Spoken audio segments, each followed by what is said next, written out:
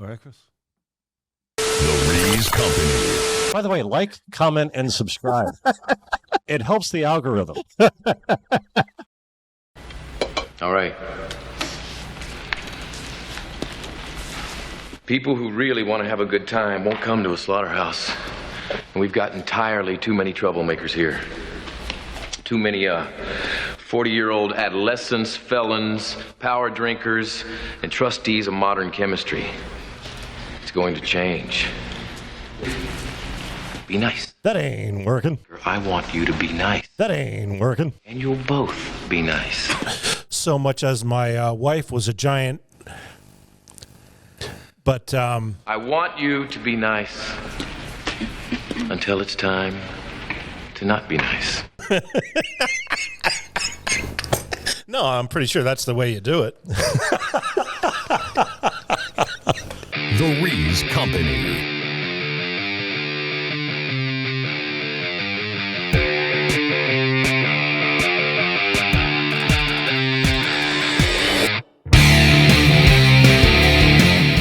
All right, crack open a tepid Genesee and watch the pictures as they travel through your neighbor's Wi-Fi. It's the Rees Company. I'm Steve Rees, the bull of American broadcasting, alongside the great Chris Morganti. How are you, Chris? I'm good. Anything you'd like to talk about this week? Well, people haven't seen us in a while. It's been a couple weeks, yeah. Yeah. We had a little bit of an issue with the last show. Yeah. I said something that you thought maybe taken as being off color. Off color? Yeah, okay, we can put it that way. Yeah. You thought there might be some racial undertones to what I was saying, but really all I was talking about was who the house next door to me was sold to. Shall we do our movie of the week? Steve, Yeah? they say that they're Indians, but they're not.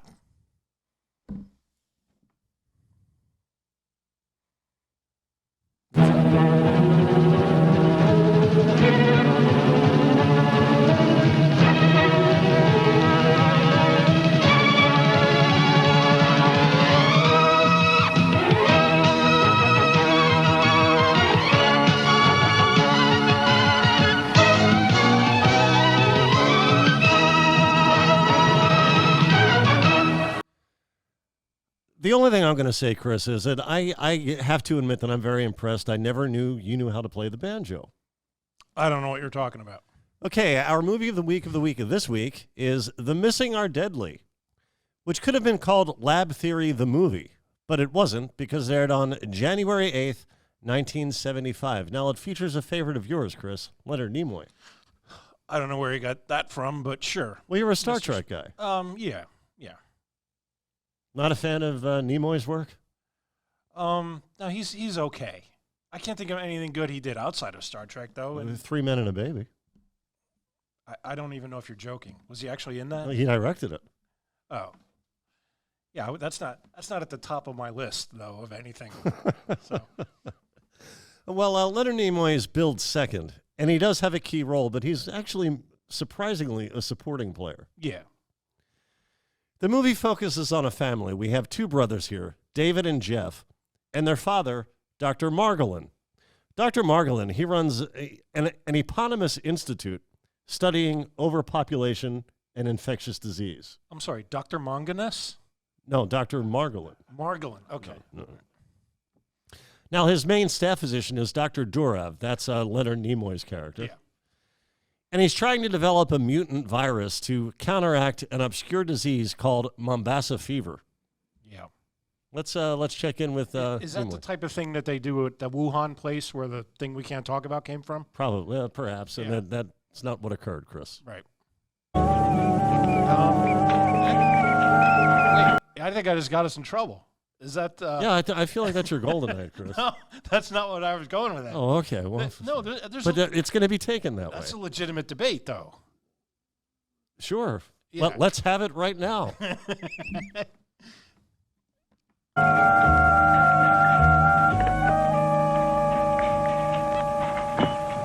Special project number 2379, Mombasa fever, September 3.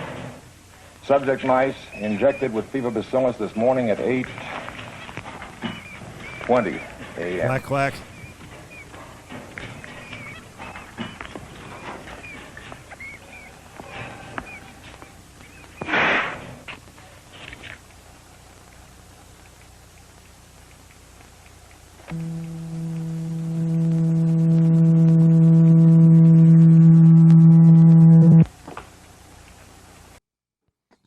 doing? Shucky Ducky over there? Yeah. Oh. Yeah, all right. I thought so. No, it was the Imus time. When he would give the time, there'd be the quack quack sound effect. But you know the Shucky Ducky quack quack guy, right? Yeah, there's a comedian called Shucky Ducky. Yeah, sure. You're eyeing up that puppet, Chris. Not cool. This isn't happening. This is not happening. There is a comedian called Shucky Ducky, and he says... I just made a connection. He says... Yeah. He says throughout his set, Shucky Ducky quack quack. Yeah. You I don't think I that's should do that. kind of his That catch. puppet- with that that's particular kind puppet. of his catchphrase. Yes, I think that puppet can stay out of this that new week's show. puppet we just got. Yeah. So, yeah, Nimoy's lab is restricted, and as you saw there, it's heavily secure. And his work studying Mombasa fever is not popular with Dr. Margolin. Yeah, right. Who considers it too rare an illness to be worthy of Nimoy's time and attention. Right. And we're going to meet the elder Margolis in a moment. But first, let's check in on his sons, David and Jeff. Okay. Their housekeeper, Mrs. Bates, she's also in the mix. Mrs. Bates, what is that? Nice, isn't it? I've had kids with eating problems before. Jeff is not a kid.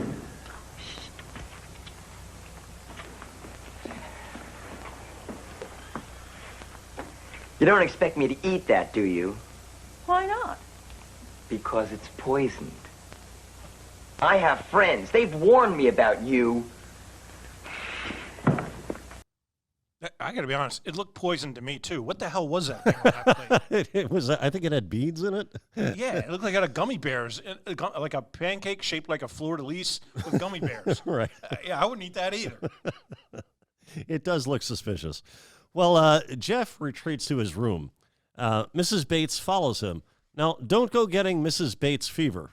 We won't be seeing her again. Look, Jeff. Why don't you put your hamsters away and come down for breakfast? I'll make something else for you. What would you like to eat?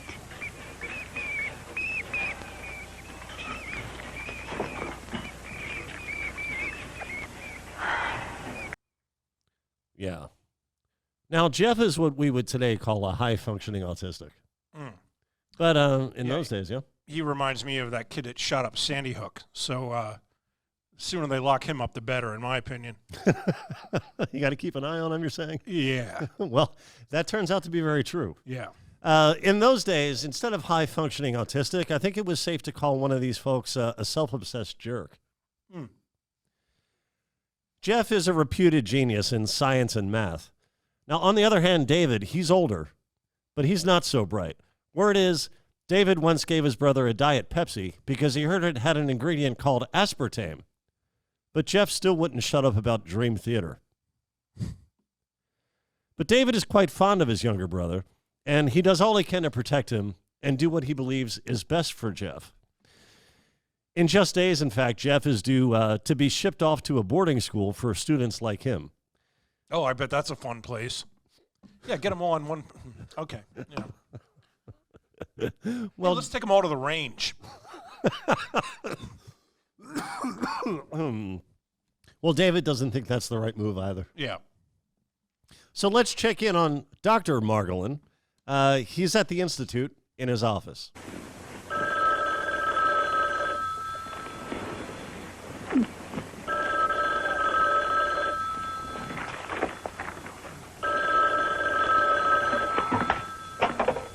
Hello. Hello? You know who that was, Chris? Herb Manganus? It was indeed. Oh, okay. He makes his way in every one of these somehow. Now, David brings Jeff, the older brother, David, brings Jeff, the one who's being shipped off to special needs boarding school. Now, is that a Ford Bronco we're about to see? I can't make it out. I think it is. Could be. Yeah. Well, David brings Jeff to the Institute for a visit. Now, their father, the doctor, he's giving a press conference, so he's out of the office when they arrive.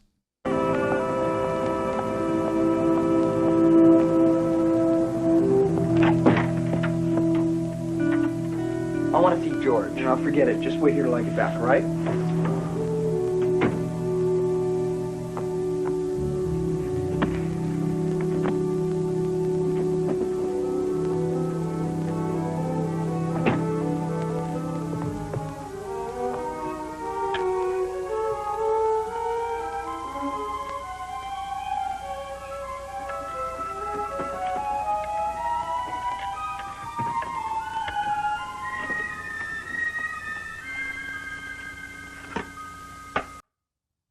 Yeah. Jeff's a bit antsy-pantsy here, but in fairness, he was asked to sit tight for what might have been the ungodly eternity of 45 seconds. Yeah. Now, what did he take out of that drawer? I wasn't very clear on that. It turns out to be a key. Oh. Let's see how he makes use of this key.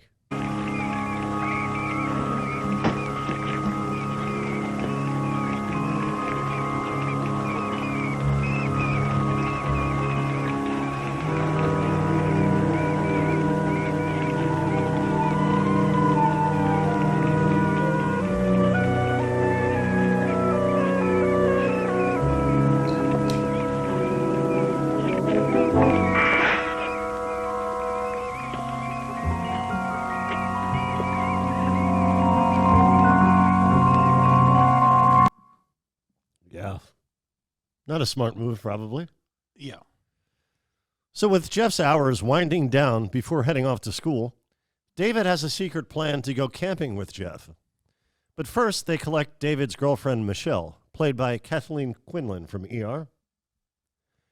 We'll see her soon. But first, the brothers encounter Michelle's mother. Hi, Mrs. Robertson. Hi, hello, David. Hiya. Hi, Jeff. You caught me running off to the beauty parlor. I just baked a cake this morning. How would you like a piece? Manners haven't improved lately. Thank you. He's just hungry. See you later. Bye-bye. Yeah. Okay. Raced in for the cake. Yeah. Back at the Institute, Dr. Margolin, he's conflicted about the decision to send Jeff away to school. It should be noted that Jeff has never attended any kind of formal classes. Yeah. Well, yeah. Any school he's tried to attend has found him too challenging. Yeah. And his brother says something effective, well, he's too intelligent to be there. But all we see is him playing with mice.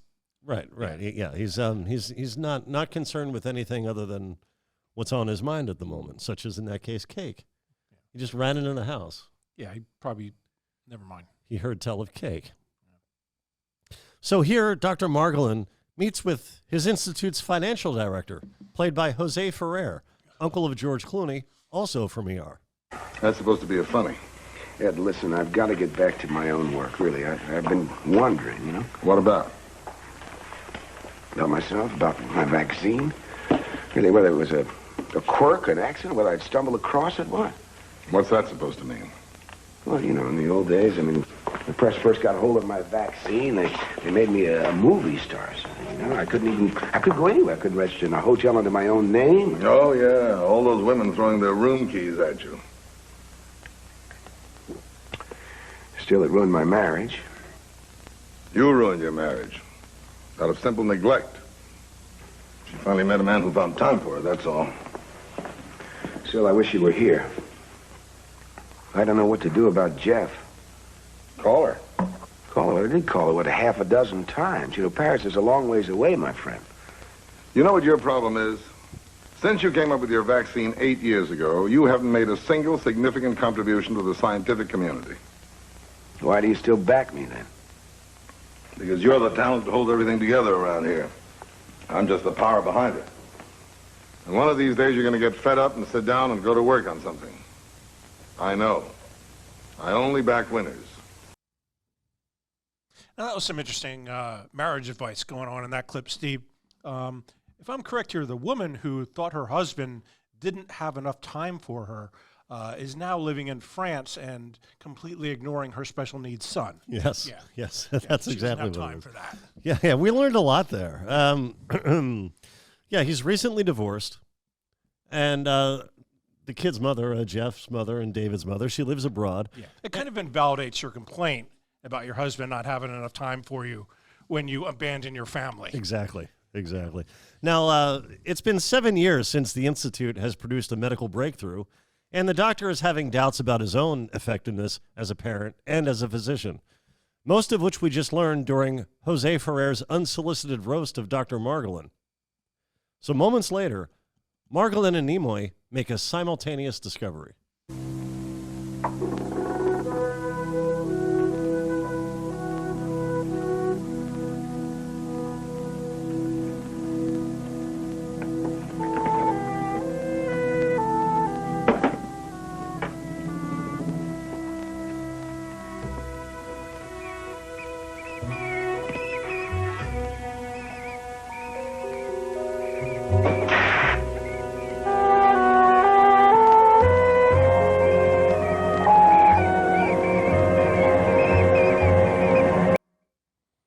Yeah. So the kid took a mouse, but also let all the other mice go. Yeah. Yeah. Yeah. And Nimoy's about to notice that one of the mice is missing. And all of those mice are injected with Mombasa fever. Never heard of it. So he sets off a contamination. Is that like, never mind. He sets off a contamination alarm, and the Institute is put on lockdown. Meanwhile, on a carefree highway, this occurs.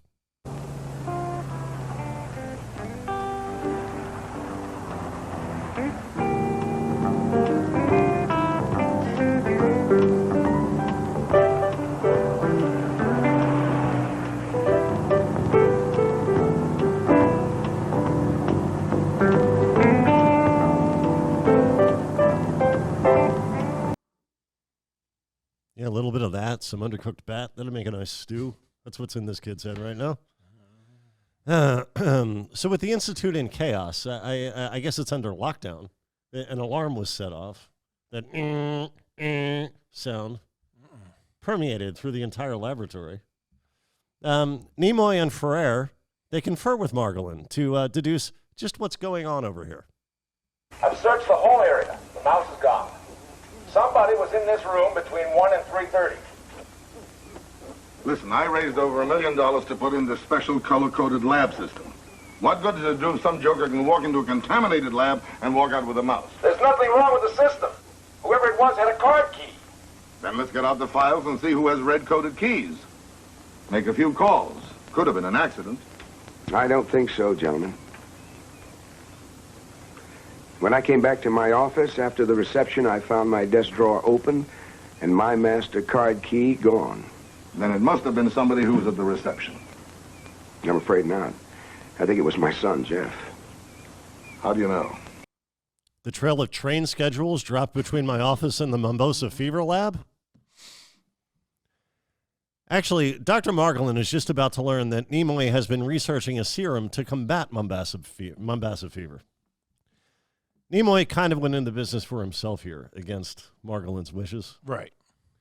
It's a study that's hours away from yielding a result, either positive or negative. If the mice stay alive, the serum is a success. But if they die, the cure for Mombasa fever is still unknown. And that's a concern because Jeff has now exposed people to it. Margolin phones Michelle's mother, David's girlfriend. Yes, Dr. Margolin. Are my boys there? Well, no. They left some time ago to go camping up at the state park. Didn't you know? No, I didn't know. Well, I don't understand. You're going to have to come to the institute. I have to what? An ambulance is on its way to pick you up. Now listen carefully. You've been exposed to a highly contagious disease. I can't explain it all to you now, but it's vital that you come to the institute and go into isolation. I realize how strange this must sound, but please try and stay calm, Mrs. Robinson. And one more thing. You must try to remember where you've been and all the people that you've come in contact with since my kids left there this afternoon. Now, Chris, watching this movie from our historical standpoint gives us a unique perspective. How so? Well, when this aired, most people alive had not experienced a pandemic. Yeah. Although this is merely an epidemic being portrayed here. It gives us, we look at this from experience. When the doctor tells her to account for everyone she's encountered since her exposure, it made me think of a time a few years back when people had to do that at restaurants. Did you ever do that? I don't know what you're referring to. There was a time when certain restaurants were allowed to be open, but they had to, everybody in the restaurant had to write down the names of everybody they had had contact with. Yeah. But this is different. In this case, this is only one person has it. I mean, her odds of contracting that must have been like 1 in a million, as Axl Rose would say.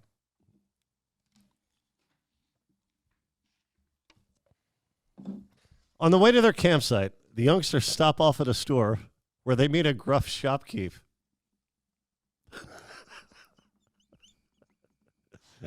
I'm just being an ass. I know, but let's see the clip. Let's see the clip. You gotta pay if he reads those, you know. Okay, sure. We got everything we need. Okay. It isn't I don't like kids, you know, but you know how they are. They come in here, read every magazine in the joint. First thing you know, they all get torn. Nobody wants to buy them. Yeah. So officials from the CDC, they arrive at the Institute. Never heard of them. To help set up a quarantine game plan for those exposed. Meanwhile, Ferrer convenes with the press.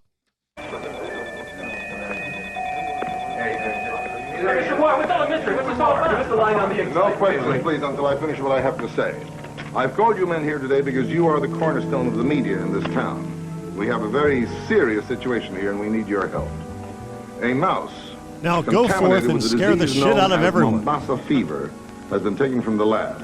A regional manhunt is underway for David, Jeff, and Michelle, who arrive at the campsite completely unaware that the nation's workforce is being divided between essential and inessential employees. You know, during the lockdown, Nick Doritos Guy Vomer said something very funny to me. He said, the best thing about this whole situation is that people have to admit they're non-essential. Yeah. All right, let's see. The campsite arrival.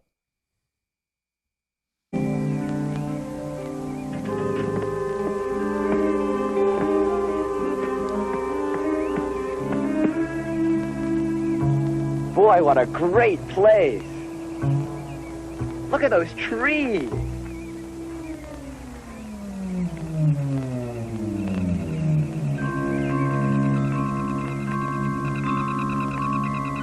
Oh, boy.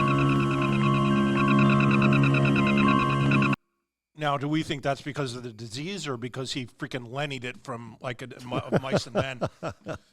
That's possible, but fortunately, by this point in the film, we already know that likewise, the remaining mice in the lab have died. Right. Meaning Nimoy's experiment has not yielded a medicinal combatant for Mombasa fever. So everyone exposed is indeed likely to come down with Mombasa fever.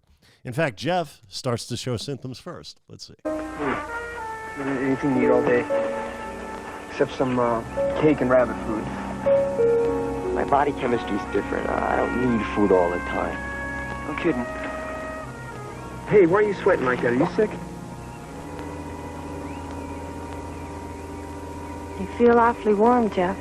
No, it's part of a mind-controlled experiment I'm working on. I can't tell you a lot about it yet, but I'm learning to control my body. You see, right now I'm making it hot, and later I'll make it cold again. You'll see. Yeah, so some time passes. It's the next day now. Okay. And at the Institute, doctors worked through the night to test a new serum using a mutant virus also created by Nimoy that was kind of a side project for his Mombasa fever research. He's skeptical that it will be effective. Everyone exposed to the disease has been taken into quarantine apart from one guy, Chris. You know who that is? There was a subtlety in this film. I'm not sure. Yeah, I wasn't paying attention that well. The gas station attendant who changed Jeff's flat tire the previous day. Remember him? No. When the report comes over the radio warning all those exposed to the campers to report to quarantine, he impatiently changes the station, which sealed his fate. And they did a trick people often do when they write scripts. They made the guy unlikable. Okay. So that you don't have any sympathy for him. But he changed their tire. He changed their tire, but here's what he did. He made it sound like he was doing them a favor for providing an advertised service. Oh, I got you. Okay. So we're not expected to care that his innards were eaten away by ferocious bacteria. Let's check in on Jeff's condition. Sure. Hey, Jeff. Come on, man, wake up. Rise and shine.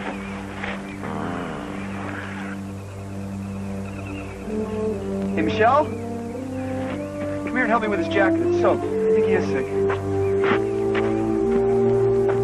What's the matter? I feel dizzy all of a sudden. You're not getting sick too, are you?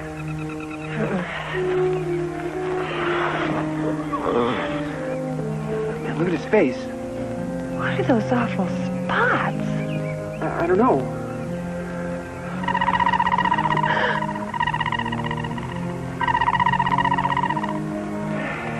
Jeff? Jeff, where'd you get the mouse? Jeff, Michelle's getting sick too. You got her from the lab, didn't you?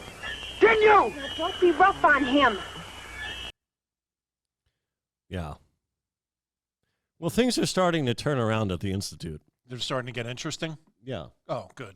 Oh, you've been long awaiting that turn of events? Something. Well, they're administering, and by the way, there's a romantic word for you.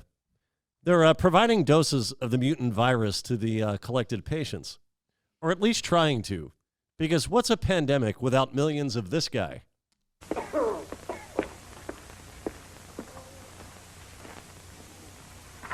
You want to give me a bug that's supposed to kill the bug that I got? Right. Not me. I ain't going to be any human guinea pig. No, sir. I'll fight this on my own. Look, I understand, but if your symptoms get worse... Look, I once fell down a flight of stairs. Broke my back. Doctor said I'd never walk again. I walked. Yeah, that's the grocer from earlier. Oh.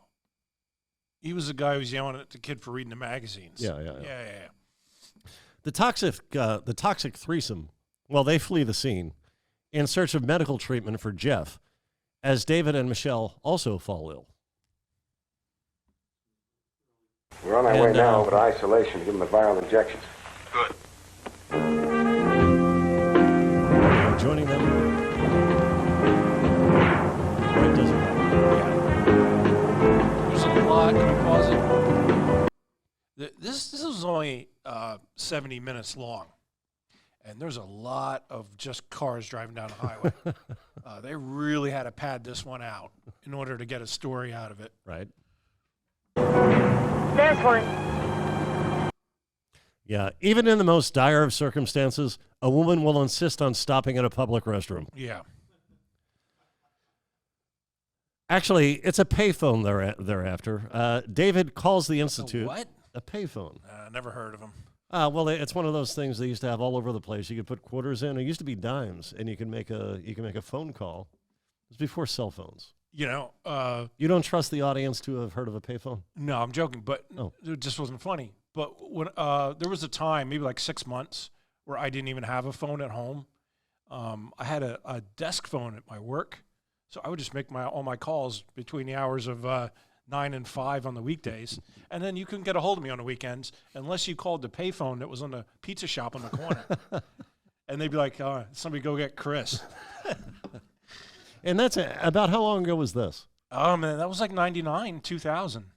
Because that's how phones started. My grandparents used to talk about how there'd be a phone in the drugstore on the corner, and someone would get a call, and then someone from the drugstore would go to that person's house on the block and tell them there was a call waiting for them. Yeah. And I think even after that, when people had them in their homes, it'd be like 10 different people would have the same number. So like they'd pick up and like, I'm looking for Mark. And was, right. You know, everyone else would just hang up. Yeah, the party line they used to call it. Yeah. Yeah, so David, he goes to that payphone and he calls the Institute and provides his father with a list of Jeff's symptoms. A halfway location is established where an ambulance can meet up with them all and begin to provide treatment. Safely reaching quarantine, father and sons are reunited. Is that you, Dad? It's me, old pal. It's Jeff. Not good, son. Michelle? She's about the same as you. This whole thing, it's my fault, isn't it? Hey, David, don't. Yep. All of us made some mistakes here. Not of this caliber, though. Right. Yeah, geez, Dad, I was just being nice.